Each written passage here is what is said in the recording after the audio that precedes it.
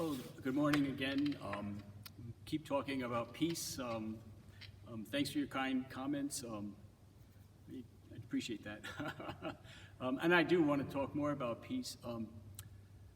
What I want to talk about is fear, and how fear and peace can live with each other. And so what I think about this is Jesus. He tells us you can't love the world and God. You have to choose one or the other. So I think, well, then this must be true for fear, that you can't fear the world and fear God. So you have to choose one. And I think to choose to fear the Lord is the better choice, right? I think it's Proverbs, the beginning of wisdom is fear of the Lord. And then I think this must be why Jesus came to bring us peace. And I know we hear a lot about peace, but technically he came to bring each one of us peace with God. I have peace with God. And I fear God because I don't ever want to lose that peace. And then I don't so much fear the world. I don't understand a lot of it, and there are certainly scary things in it. But I don't fear it because it can't consume me. Only God can consume me. And so this is why I like the fear of the Lord. So I think fear is a real thing, and I think is to fear God is what makes sense. When you run into things in this world that are scary, and lots of times I wonder what would I possibly say or do in a situation. When I was I was younger, and we had a little son who died, and a lot of you know how bad that's. This is like, okay, my world has now ended. It was just terrible. But okay, so that happened, and you just think about that, and you grow to live with these things.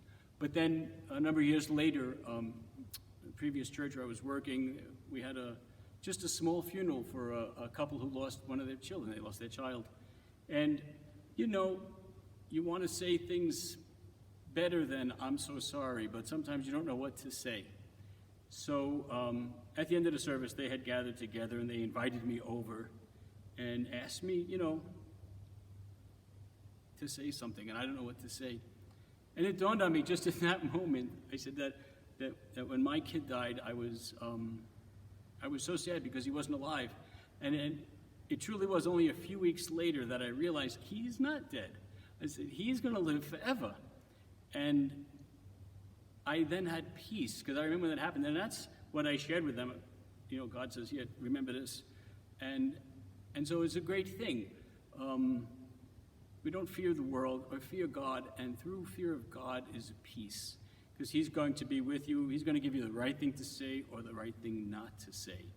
And you just don't want anything but that. And, when you totally cherish that you are connected to God now, you're at peace with God, the whole world looks different. It doesn't necessarily look pleasant and wonderful, although there are times it is, but the peace is always there. And if you can just remember that and listen, he'll help you to say the right things, and sometimes maybe not to say the wrong thing. So anyway, I was just thinking about that. I know if you go through heartbreaks, they're heartbreaks. The Bible, I always wondered, why does the Bible say that God likes the sacrifice of thanksgiving? And I thank God for my little son, and what a sacrifice that was. So it's very real, but it's very good. So anyway, I hope if you're in sadnesses that you have the comfort of God. I have one song. I'll just do the first verse. It's one of my favorites, Peace Like a River.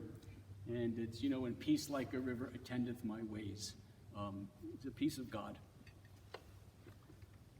It is well with my soul. It's in the hymnal.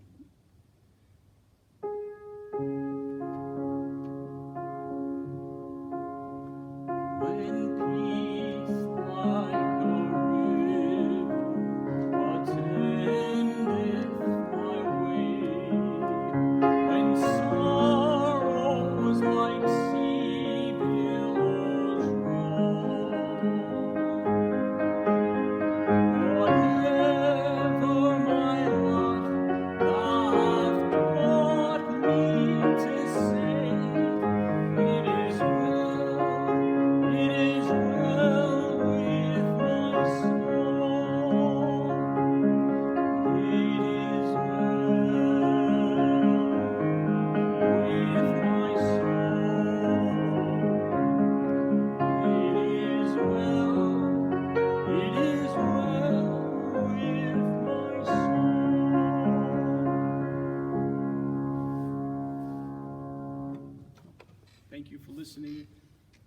gonna live forever. So, have a nice day.